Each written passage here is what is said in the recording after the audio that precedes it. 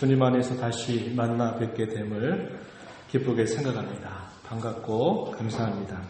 우리가 오늘 로마서 말씀을 함께 읽었습니다. 이 로마서는 성경 66권 가운데서 우리가 전하는 복음의 가장 중요한 핵심을 잘 전달해주는 성경입니다.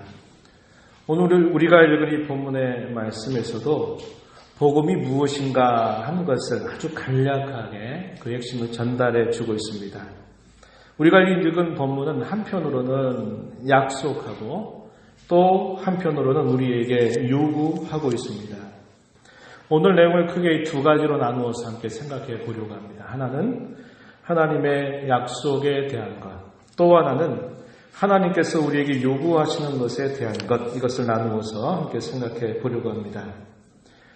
오늘 우리가 읽은 이 말씀의 내용 속에서 우리에게 분명하게 가르치는 약속은 뭐냐면 의롭다 함을 받게 되면 분명히 그 열매가 주어지는데 그 열매가 하나는 화평이라고 하는 것, 하나는 기쁨이라고 하는 것, 그 약속이 우리에게 주어짐을 잘 가르쳐 주고 있습니다.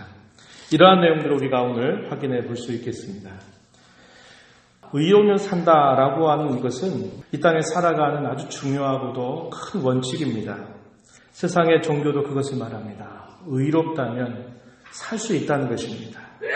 역시 성경도 예외가 아닙니다. 우리가 읽는 이 성경도 의로우면 산다라는 것을 분명하게 가르쳐 주고 있습니다.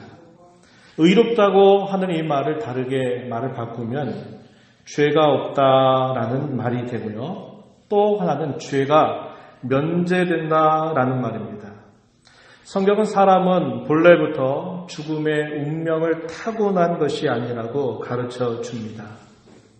죽음은 죄값으로 우리에게 주어진 형벌이지 사람이 태어나면 반드시 죽는다라고 하는 것이 성경이 원래부터 우리에게 주셨던 가르침은 아니라고 성경이 알려줘요. 로마서 6장 23절 말씀을 보면은 죄의 싹시 사망이다 이렇게 얘기해서 우리가 이 땅에 살면서 만난 이 죽음은 죄의 싹시다, 죄의 결과다, 혹은 죄의 형벌이다 라고 이렇게 정리해주고 있습니다. 죄를 다르게 말하면 의롭지 않은 것을 죄라고 말하고 그 죄의 결과는 형벌이 반드시 따라온다라고 하는 것입니다. 이 땅에서는 우리의 육체의 죽음을 의미하고요. 내세에서는 영원한 지옥의 형벌을 받는 것이라고 우리에게 가르쳐 주고 있습니다. 우리가 잘 아는 바와 같이 모든 사람은 한번 태어나서 인생을 살다가 언젠가는 죽습니다. 성경은 이것에 대해서 이렇게 가르쳐 줍니다.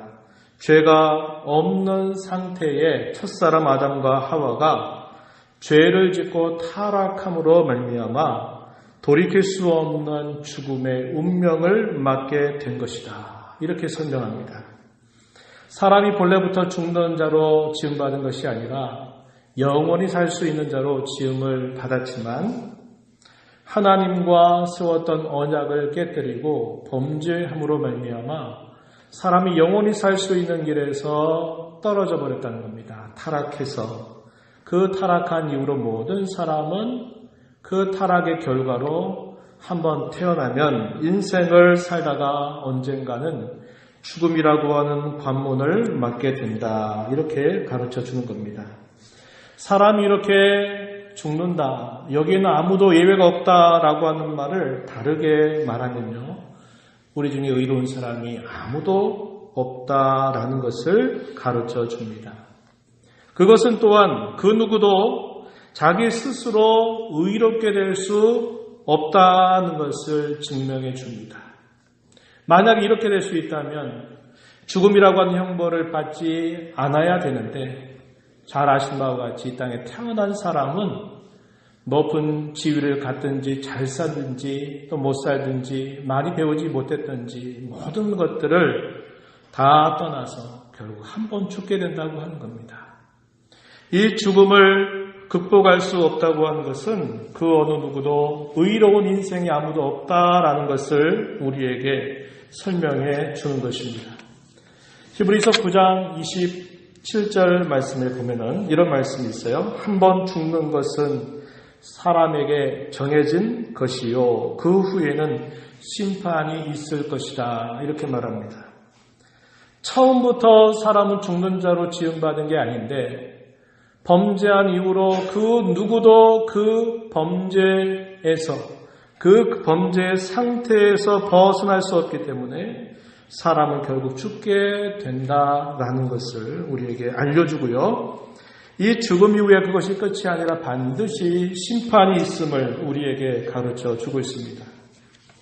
우리가 살 수 있는 길, 그것은 오직 의로워지는 길 외에는 아무런 길이 없는 것입니다.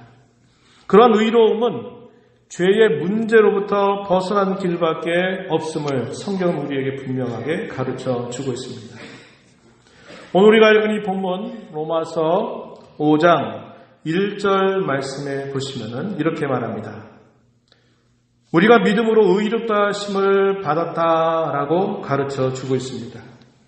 의롭게 되기 위해서는 이런 믿음을 바탕으로 말미암아 우리가 하나님을 믿는 그 일 외에는 의롭게 되는 길이 없음을 이야기하고 의롭다함을 얻게 될 때 우리는 그 죽음의 형벌로부터 벗어날 수 있음을 성경이 우리에게 가르쳐줍니다.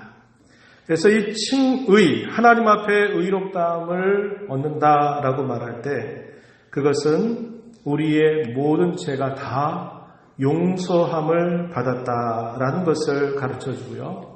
우리가 더 이상 죄인으로 있는 것이 아니라 의인으로 하나님 앞에 서게 되었다라는 것을 우리에게 말해주고 있습니다.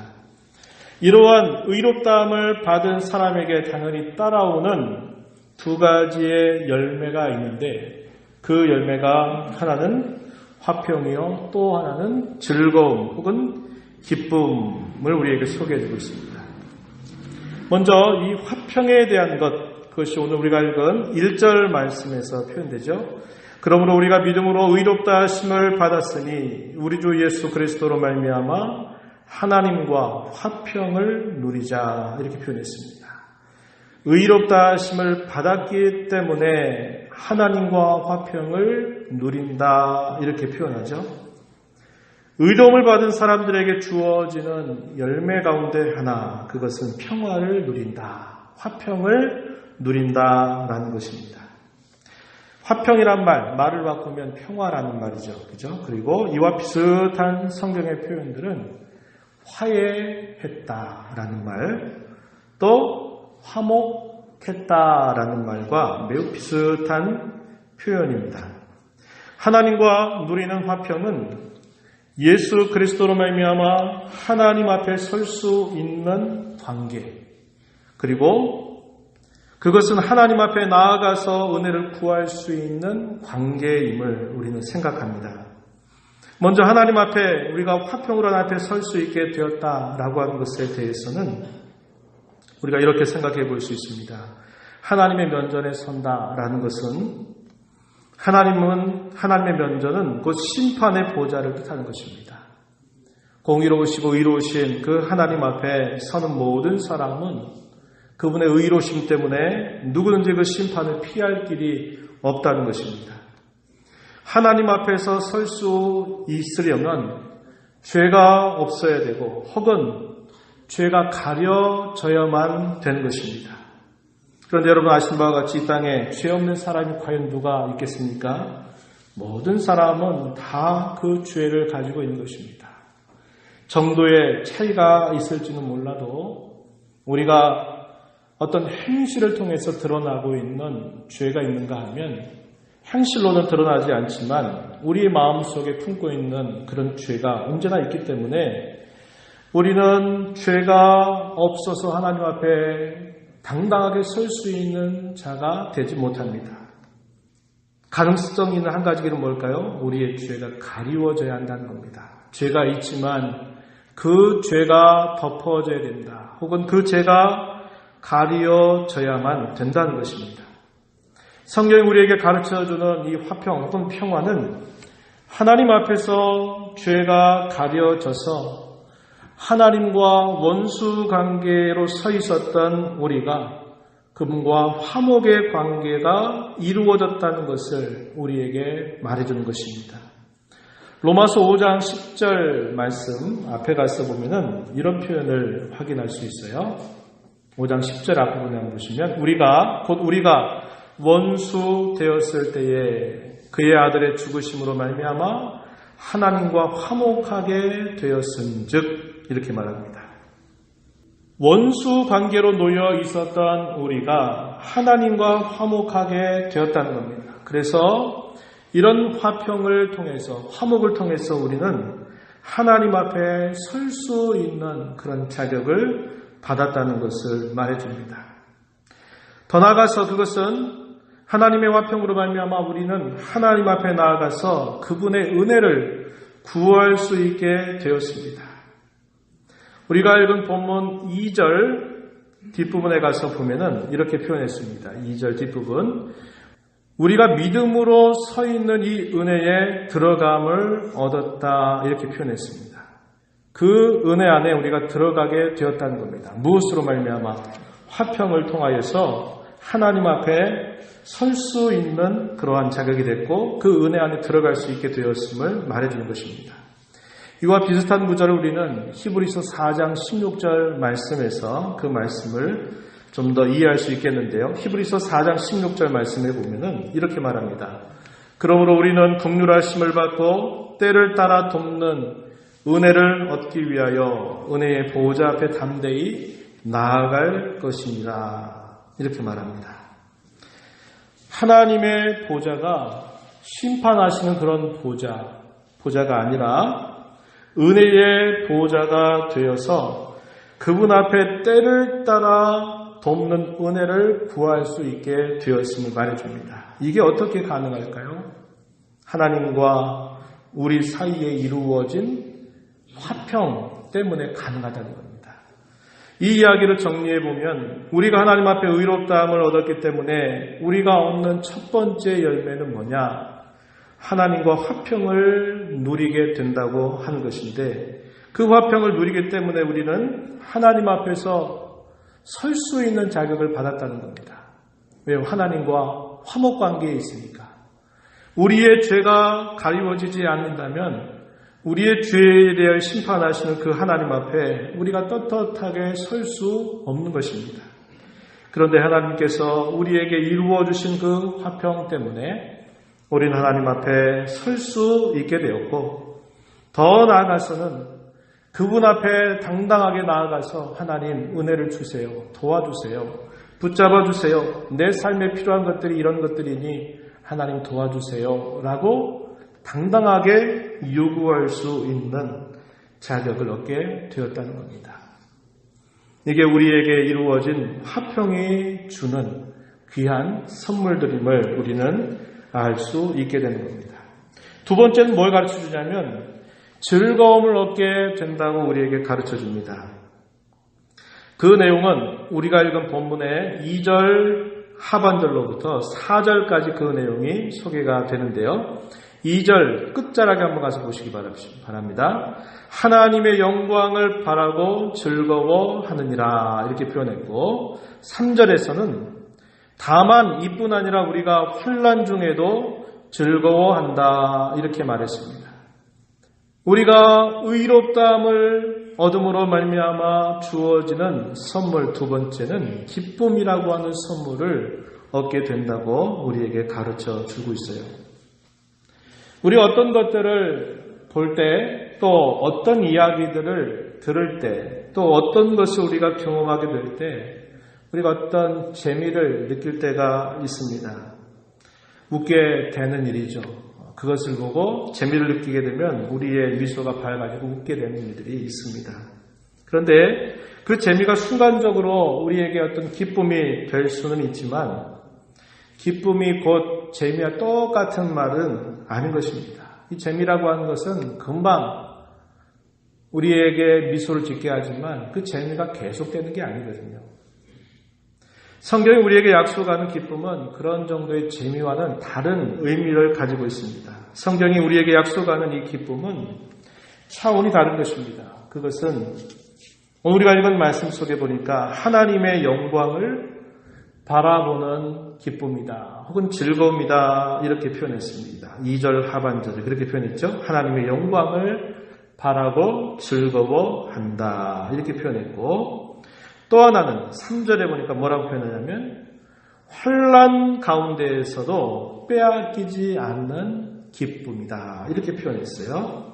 또 다르게 표현하면 환난 중에도 누릴 수 있는 기쁨이라고 소개를 해주고 있습니다. 어려운 일을 만나고 시련을 당하고 있는데 기뻐할 수 있다는 겁니다. 그러한 기쁨을 성경은 의롭게 된 사람들에게 그런 하늘의 기쁨을 주신다고 이렇게 약속하고 있는 것입니다.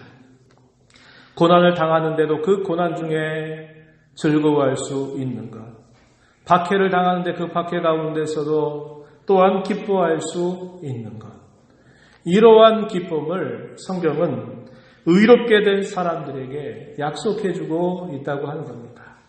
이러한 내용들은 앞선 우리의 신앙의 선배들이 고난과 박해의 시대를 살아가면서 대단히 많은 시련과 어려움들을 당하는 중에도 그들의 심령 속에 늘 빼앗기지 않는 그런 기쁨을 소유했던 것을 우리는 역사의 많은 기록들을 통해서 보게 되고요. 우리 한국교회 초기 시대도 마찬가지죠. 일제 시대 때 들어와서 많은 어려움들을 당하고 그럼에도 불구하고 그런 어려움들 속에서도 하나님께 누리는 그 기쁨을 잃지 않으면서 그 모든 시련과 역경들을 이겨냈던 일들을 우리는 잘 기억합니다. 작게는 우리가 지나온 우리의 삶을 돌아볼 때에도 역시 상황적으로는 참 기쁨이라는 것을 기대할 수 없는데 하나님께서 주시는 그 기쁨으로 그런 어려운 상황들을 이겨나가는 것 또한 우리의 신앙생활 속에서 가끔씩은 우리가 경험하고 있는 분명한 사실이기도 하다는 것입니다. 우리가 본문 말씀을 통해서 생각하는 이러한 내용들, 의롭게 되면 하나님과 화목의 관계를 누리게 되고 또 하나님께서 주시는 그 즐거움을 수여하게 된다라고 하는 이 성경의 내용을 아주 한 구절로 잘 우리에게 전달해 주는 성구가 있습니다. 로마서 14장 17절 말씀에 보면은 이렇게 우리에게 말씀해 주고 있어요. 하나님의 나라는 먹는 것과 마시는 것이 아니요 오직 성령 안에 있는 의와 평강과 희락이라 이렇게 표현했습니다. 하나님의 나라는 먹고 사는 문제에 달려 있는 게 아니라는 겁니다. 뭘 먹고 뭘 마시느냐 하는 문제에 달려 있는 것이 아니고 하나님의 나라는 의로움과 화평 그리고 즐거움에 있다 이렇게 말합니다. 성령 안에서 누리는 그런 평화와 기쁨 그것이 곧 하나님 나라의 모습이다 이렇게 소개해주고 있어요. 그래서 여기는 의라고 하는 거, 의로움 그리고 평강, 희락 그 표현이 이렇게 같이 묶여져 나오고 있는 겁니다. 그 내용을 이렇게 오늘 우리가 읽은 로마서 5장 1절과 2절, 3절에서는 이렇게 풀어주고 있는 거예요. 하나님 앞에 의롭다함을 얻는 모든 사람들은 하나님 안에서 이런 평화, 화평을 누리게 되고 이러한 기쁨을 누리게 된다라는 것을 말해주고 있는 겁니다. 이것은 성경이 우리에게 확실하게 약속해 주고 있는 부분입니다. 이제 우리가 두 번째 생각하는 것은 뭐냐면 우리에게 요구한 게 있다는 겁니다. 그 요구가 무엇인가? 그것은 한마디로 믿음이라고 하는 것입니다. 오늘 우리가 읽은 5장 1절 그리고 2절 말씀에 보면은 반복되는 표현이 등장하죠. 한번 성경을 보시기 바랍니다. 5장 1절 보면 믿음으로 의롭다 하심을 받았으니 이렇게 표현되어 있고 2절에서 보면 우리가 믿음으로 서 있는 이 은혜에 들어감을 얻었다 이렇게 표현했습니다. 그래서 이 믿음으로라고 하는 이 표현이 반복되고 있는데 이것은 의로움과 그 열매, 즉 평화와 즐거움, 기쁨을 누리기 위해서 우리에게 요구되는 것이 바로 이 믿음임을 우리에게 가르쳐줍니다. 믿음은 우리를 위한 것이라고 가르쳐 주고 있어요. 로마서 4장 23절, 24절 말씀 한번 앞으로 가서 한번 보시죠. 거기 보면 믿음의 조상이었던 아브라함의 예를 바울 사도는 소개하고 난 다음에 이렇게 이야기한 겁니다. 4장 23절 그에게 의로 여겨졌다 기록된 것은 아브라함만 위한 것이 아니요. 24절에 의로 여기심을 받을 우리도 위함이다 이렇게 표현했습니다. 아브라함에게 그가 가졌던 믿음을 하나님이 의로움으로 여기셨던 것처럼 아브라함이 가지고 있는 그 믿음은 그 혼자만을 위한 것이 아니라 우리 모두를 위한 것이다 라고 이렇게 말해주고 있습니다. 하나님이 우리에게 약속하시고 그 약속을 누리기 위해서 우리에게 요구하고 있는 것은 곧 믿음이라는 것을 우리에게 알려줍니다. 그런데 그러한 믿음은 말씀을 잘 보면 행위나 수고나 일이 아니라고 가르쳐주고 있습니다. 성경은 믿음으로 의롭게 됨을 가르쳐주는데 우리는 그 믿음을 통해서 하나님께 의롭다 함을 얻습니다. 그것은 우리 스스로가 의로워지는 것이 아니라 하나님에게서 의롭다고 선언하는 것입니다. 그런데 그 믿음은 일이나 행위나 수고가 아니라고 가르쳐줍니다. 많은 사람들이 여기에 걸려 넘어지게 되는 겁니다. 그래서 믿으면 구원받습니다. 믿으면 하나님 나라의 소유자가 됩니다. 믿으면 영생을 누립니다. 라고 말할 때 사람들은 그 믿음을 쉽게 무시해버리는 그런 행동을 보이고 있습니다. 왜냐하면 믿음은 뭔가 행위가 되고 수고가 되고 또 노력이 되어야 되는데 성경은 그게 아니라고 우리에게 가르치고 있기 때문에 그런 겁니다. 사람의 심성상 잘 이해가 되지 않는 거예요. 세상의 모든 종교는 날 뭘 가르칠까요? 내가 열심히 하면, 네가 열심히 돌을 닦고 애를 쓰고 노력해서 의로워지면 그 종교에서 말하는 구원을 경험하게 될 것이다 라고 가르치고 있는 겁니다. 또 우리가 살아가는 일상의 삶 속에서도 내가 무엇인가를 할 때 그 결과를 얻는 것은 당연하다고 생각하는 우리의 보편적인 생각 때문에 당연히 이 믿는 것들도 행위고 수고가 되어야 된다 생각해야 되는데 성경은 우리에게 그렇게 가르치지 않는다 하는 것입니다. 성경이 우리에게 뭐라고 가르칠까요? 이것도 우리가 조금 앞으로 가서 한번 보겠습니다. 로마서 4장 2절 이하를 한번 좀 보시죠. 거기를 보면 4장 2절에서 이렇게 말합니다. 만약 아브라함이 행위로서 의롭다 하심을 받았으면 자랑할 것이 있으려니와 하나님 앞에서는 없느니라 이렇게 말합니다. 행위로서 의롭다 하심을 받았으면 믿음과 이 행위를 같이 보는 게 아니죠. 믿음은 결코 행위가 아니라는 겁니다. 자기의 노력 수고로서 의롭다 하심을 받았으면 그것 때문에 자랑할 것이 있다는 거예요. 남들은 다 안 했지만 나는 이런 수고를 통해서 이렇게 애를 써서 내가 했기 때문에 내가 이렇게 의로움을 얻는 것은 당연한 보상이다 라고 이렇게 생각할 것인데 이 로마서 4장 2절은 아니라고 얘기합니다. 자랑할 것이 없다는 거예요. 왜요? 우리의 믿음은 행위가 아니기 때문에 그런 것입니다. 또 조금 넘어가셔가지고 4절 한번 보시죠. 4절 말씀에 4장 4절에 보면 일하는 자에게는 그 삭시 은혜로 여겨지지 아니하고 보수로 여겨진다.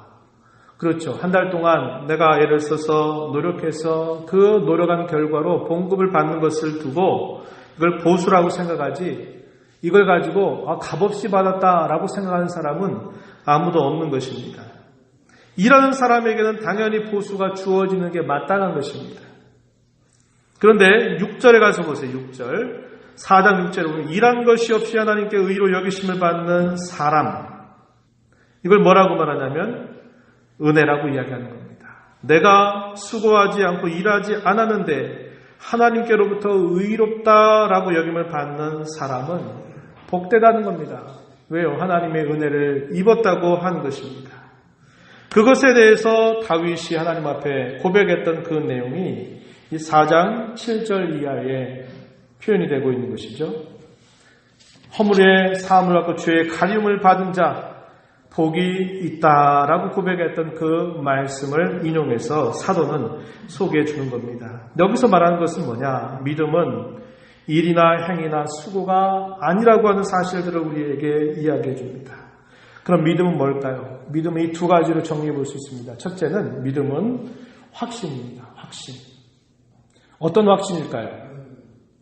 내가 죄값을 내가 다 받아야 된다고 하는 것이 분명한 사실인데 내가 그 죄값을 받는 게 아니라 나 대신 하나님의 아들이신 예수님께서 나를 대신해서 모든 죄값을 받아주셨다고 하는 것을 내가 확신하는 것이라는 겁니다. 이것을 확고하게 믿는 것을 말하는 겁니다. 그래서 믿음은 확신입니다. 확신. 그게 다 안 믿어지고 믿어지는 그런 사람들로 나누어지겠지만 믿음에 있어서 가장 중요한 것은 확신이라고 하는 거예요. 나는 내 스스로 내 죄값을 감당할 수 없고 내가 의롭게 될 수 있는 길들이 없지만 하나님의 아들이신 예수님께서 이 땅에 오셔서 나를 위해서 나를 대신해서 받으신 그분의 고난과 십자가의 죽으심과 부활을 통해서 내가 다시 살게 된다고 하는 이 확신, 이것이 믿음의 중요한 부분입니다. 오늘 우리가 읽은 본문 앞에서도 보면 아브라함의 예를 들고 있는데요. 4장 21절에도 보면 이렇게 말해요. 아브라함의 경우 약속하신 그것을 또한 등이 이루실 줄을 확신하였다라고 말합니다. 그 믿음에 있어 중요한 것은 확신이에요. 눈에 보이지 않고 귀에 들리지 않고 손에 잡히지 않아도 하나님께서 말씀하셨으니 그 말씀하신 것이 반드시 이루어진다고 하는 확신을 갖는 것, 이게 믿음의 대단히 중요한 부분입니다. 또 하나는 뭐냐? 신뢰입니다. 신뢰. 믿음은 신뢰입니다. 의지하는 것입니다. 그것도 역시 아브라함의 생애를 통해서 우리가 확인해 볼 수 있겠는데 4장 19절에 한번 보세요. 4장 19절에 보면은 아브라함의 이야기를 소개합니다. 100세나 되어 자기 몸이 죽은 것 같고 사라의 태가 죽은 것 같음을 알고도 믿음이 약하여지지 아니하고 20절 믿음이 없어 하나님의 약속을 의심하지 않고 믿음으로 견고하여져서 하나님께 영광을 돌렸다. 이렇게 표현했습니다.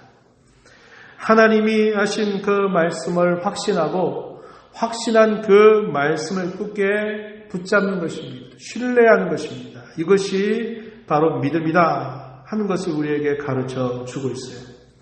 아브라함의 생애를 우리가 살펴볼 때 흔들릴 수 있는 참 많은 그런 방해 여건들, 그런 것들이 있었지만 이 아브라함은 그런 모든 방해들을 믿음으로 이겨낸 것이죠. 우리가 읽었던 19절에서도 믿음이 약하여지지 아니했다라는 겁니다. 하나님을 신뢰한 하나의 모습을 이렇게 표현한 것이고요. 20절에서도 하나님의 약속을 의심하지 않았다는 겁니다. 그리고 믿음으로 견고하여졌다라고 말하는 겁니다. 아브라함의 생애는 바로 이러한 믿음이 무엇인가를 잘 보여주고 있는데 하나는 확신이요 또 하나는 신뢰라고 하는 것을 우리에게 잘 보여준다고 하는 겁니다. 이것은 뗄 수 없는 것입니다. 이것은 결코 우리의 행위나 우리의 수고가 아니라 우리가 하나님께서 하신 그 약속의 말씀을 그렇게 될 줄로 알고 내가 그 약속의 말씀을 확신하는 것이고 그 확신 가운데서 굳게 그분을 신뢰하는 그러한 모습임을 우리에게 잘 가르쳐 주고 있습니다. 화평과 기쁨 우리의 인생의 살이에서 크나큰 원동력이 됩니다. 화평, 평화라고 하는 것은 모든 관계에서 누리는 안정감이라고도 표현할 수 있을 것 같습니다. 사람과 사람 사이의 관계, 또 구체적인 사람들과의 다양한 관계들 속에서 안정을 누리게 되는 것, 평화할 수 있는 것, 이렇게 말할 수 있겠고, 기쁨은 일시적으로 우리가 재미를 느끼는 것과 다르게 이런 화평에서 얻어지는 만족감과 같은 것이라고 말할 수 있습니다. 화평과 기쁨은 이 땅에서 우리네 인생 가운데 얻을 수 있는 가장 큰 행복이 아닐까 생각합니다. 이것을 우리가 품는다면 우리의 삶의 큰 원동력이 돼서 무엇이든지 잘 극복하고 이겨나갈 수 있는 힘을 공급받을 수 있습니다. 하물며 우리가 하나님 안에서 누리는 화평과 기쁨은 오죽하겠습니까? 하나님 안에서 누리는 이 화평과 기쁨은 이 땅에서뿐만 아니라 내세에 있어서도 계속되는 열매입니다. 우리가 읽은 본문 5장 1절과 2절에서 이 표현들이 우리가 보면 두 가지 번역이 가능한 표현입니다. 5장 1절의 끝에 보니까 뭐라고 표현했어요? 화평을 누리자 이렇게 말했죠. 또 2절 끝에서는 하나님의 영광을 바라고 즐거워하느니라 이렇게 표현되어 있습니다. 그런데 여러분 각주라고나 할까요? 거기에 보면은 딱 설명이 되어 있어요. 그죠? 뭐가 붙어 있죠? 붙어 쭉 보면 화평을 누리자라고 하는 표현과 가능한 번역은 화평을 누린다라는 번역이 가능하고요. 또 2절에 하나님의 영광을 바라고 즐거워하느니라 라고 하는 이 표현은 하나님의 영광을 바라고 즐거워하자라는 표현으로도 역시 번역되는 말이다. 이렇게 소개해 주고 있습니다. 두 가지 번역이 다 가능하다는 거예요. 하나는 화평을 누린다, 그리고 즐거워한다 라는 것이고, 또 하나의 가능한 번역은 화평을 누리자, 또 즐거워하자 라는 것입니다. 하나님께로부터 의롭다 하심을 받아 화평과 기쁨을 누리자라는 것으로 옮겨질 수 있는 표현이라고 하는 겁니다. 그러기 위해서 우리에게 요구되는 게 뭐라고 말했습니까? 믿음이라고 한 겁니다. 그 믿음은 우리 주 예수 그리스도를 믿는 것인데 뭐라고 그랬습니까? 확신과 굳은 신뢰라고 말했습니다. 신뢰라고 하는 것은 붙잡는 것이죠. 상황적으로는 아닌 것 같고 손에 잡히지 않는 것인데 그것을 굳게 붙잡는 것, 이걸 신뢰라고 말하는 겁니다. 신앙생활을 시작하실 때 얼마 되지 않는 분들에게 저는 이렇게 권면합니다. 오직 예수 그리스도만을 나의 죄를 온전히 맡아주시고 나를 의롭게 하실 분이심을 확신하십시오. 그리고 이미 신앙생활을 잘하고 있는 성도 여러분들에게 이렇게 권하고 싶습니다. 믿음의 조상이었던 아브라함처럼 상황과 처지에 때문에 약해지지 마십시오. 그리고 의심하지 마십시오. 그리스도만을 견고하게 붙잡고 굳게 신뢰하십시오. 기도하겠습니다. 하나님 아버지, 오늘도 주 앞에 나와서 함께 예배 중에 또 주의 말씀을 듣는 귀한 시간을 주심을 감사합니다. 우리 주 예수 그리스도를 믿는 자에게 의롭다함을 얻어서 평화를 누리고 기쁨을 얻게 되는 귀한 약속을 받았습니다. 이러한 은혜를 값없이 받은 것을 감사하면서 우리가 살아가는 모든 생애 가운데서 늘 하나님을 굳게 확신하고 또 우리로 하여금 굳은 신뢰 가운데 하나님을 끝까지 부여잡고 우리의 인생을 늘 걸어가는 복된 삶이 되게 하여 주시옵소서. 예수님 이름으로 기도하옵나이다.